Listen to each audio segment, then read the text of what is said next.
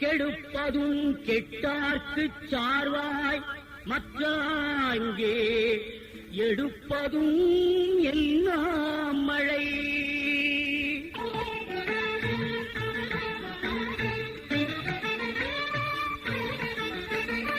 இன்றைய திருக்குறள் 15.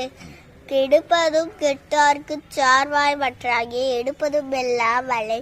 பொருள்: வேண்டிய நேரத்தில் பெய்யாமலும் தேவைக்கு அதிகமாக பெய்து கெடுப்பதோடு வளமிழந்தோருக்கு உதவி செய்து காப்பாற்றுவது என அனைத்தும் செய்வது மழை ஒன்றே ஆகும் என்று திருவள்ளுவர் கூறுகிறார். நன்றி.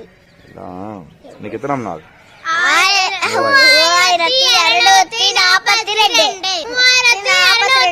3242.